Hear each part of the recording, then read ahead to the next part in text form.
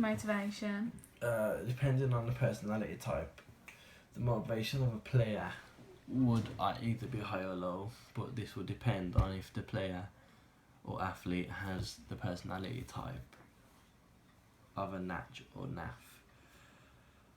When injured, a person with a need to achieve personality would have a high motivation level because they thrive on challenges, and injury to them would be a challenge. And this would motivate them to try and get back into the game as quick as possible and not to get injured again. Which them getting in as quick as they are, they could risk getting even more injured, but they would do that because they love to be assessed and love to play the sport. But with an injured player with a NAF, which is a need to avoid failure personality, they would have a low motivation because they do not want to get injured even more and would not want to get back in quickly. But this could lead to demotivation because of them being out of the sport for so long. It's what they enjoy, and this could obviously demotivate them and they would not want to get back into the sport. There you go. Does altitude to training have a positive or negative effect? Altitude training can have both positive and negative effect. A positive effect would be that it can improve athletes' performance at sea level because the body's respiratory system will have to adjust to the lower oxygen levels, and this could lead to them taking in more oxygen at sea level, which would make them last longer when they're running. But the negative effect would be that the less oxygen going into your body would mean your heart and stuff would have to work harder, and then your red blood cells there'd be more red blood cells coming into your body, and this could thicken up your blood, and then this could also decrease the oxygen going into your body, and which could lead to your muscles not getting enough oxygen, which means you wouldn't last longer in a race. Does age affect your performance when taking part in physical activity? Yeah, it does. Because as you get older, your performance will increase. But that stops at a certain age, which is around your mid to late 20s, and your body strength and muscles will suddenly start to decrease slowly, and your maximum heart rate will decrease, which means that you can't and won't be able to work as hard as you could before when you was younger. Yeah, basically. How can a good nutrition plan affect sport performance? A good nutrition plan can affect sport performance because you eating healthy and taking the right amount of energy intakes is good for your body and can reduce the risk of a heart disease. Depending on what sport you play, depends on the amount of each food group you need inside your body. The amount you intake will depend on how much energy. No. Sugar. I messed up. I don't know what it says. Your intake will depend on how much energy you will have in your body, which will help you last longer when playing your sport. And this could lead to you staying and playing at a high level as you get older, and this could help you throughout the 90 minutes, and you could last longer throughout the 90 minutes. Yeah. When having group cohesion in your team, does this affect the way you and your team performs? Yes, it does, because group cohesion is having a special bond throughout the whole team and having a relationship not just inside of the sport, but also outside of the sport as well. And this can make the players play better because they feel more together. Having a common goal could also lead to group cohesion because they all have to have the same desire to win and be the best they can be. Cohesion, for example, Spain, they won the Euros 2008, World Cup 2010 and the Euro 2012, which is 3 major tournaments in a row. But this is because they have group cohesion, because they are not only friends inside Spain but also outside where there is no football, basically.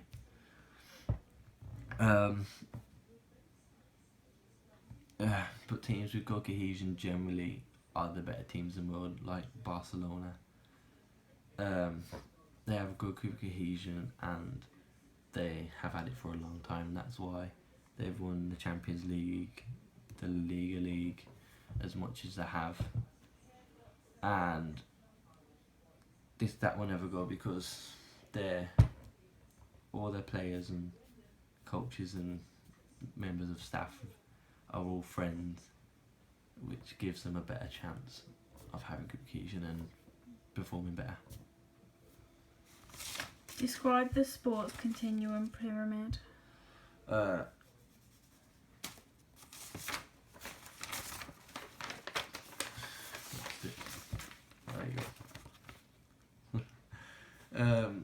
There are 4 levels of the sports performance pyramid, and these are foundation, participation, performance and excellence. Foundation level is basically for the beginners of the sport, which mainly includes children who don't have any skills but will be learning on how to play the sport and learning the basic skills, and they will be trying to develop them at that moment in time. The resources available are the minor equipment like cones, footballs, maybe a little goal somewhere, but mainly it's just for fun.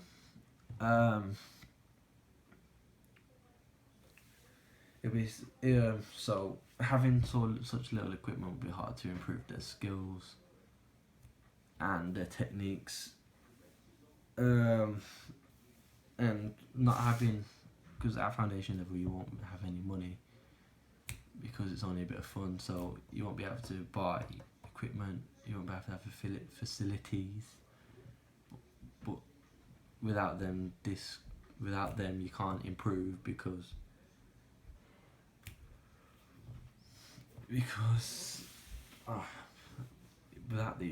without facilities and equipment you can't improve because you won't. Sugar. I messed up so bad.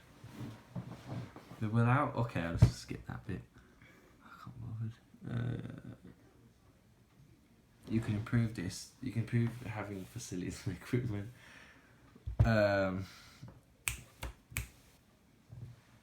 By getting sponsorships, and which could pay your club, your minor club, or your little coaching thing on Saturdays, wherever it is. And you could buy facilities and equipment which could help improve the kids' performances and which could lead them to bigger and better things, basically. A way you could write down or tell the kids how they are doing, you could use the data analysis, which means you would say for example you would write down how many shots have taken, how many shots were on target, how many shots were off target, how many goals are scored, bring them over, tell them their strengths, areas of improvement, and with that they will know what to do better next time and they could improve. A coach would use data analysis for a group of beginners by using a tally chart, and like I just mentioned before, and the athlete himself would then learn his strengths and areas of improvement. But the way you can improve this is by bringing in technology, so you would use video analysis so they could see for themselves what they would need to improve on without you telling them what they need to improve on, but you could just point it out to them anyway. And enough of that, let's go on to excellence. Excellence level is basically complete opposite of foundation. This is one where only a small amount of kids slash adults would get into, because this is where you become an elite athlete basically. For example, like Gareth Bale, Ronaldo, stuff like that. Yeah, these players that play there only get there from being the best basically, and these like take part in international competitions like World Cups, European Cups, blah blah blah. That's basically excellence. And the resources available, obviously money, they've got loads of it, facilities, as much as they've got as much equipment as they need, all their coaching staff they need, which coach, goalkeeper coach, fitness instructor, etc. basically. You can analyse the data by using data analysis again, by like writing down shots on target, goals, shots off target, but you can improve this by doing a video analysis and writing down video analysis and showing them how they could improve without you actually telling them what they need to improve on, so they could see it themselves. You could, and again with the data analysis, it will show them how they could improve and what they need to improve on, and this, you could keep doing this over a certain period of time, and you could do it again over say 6 months and then see if they've improved.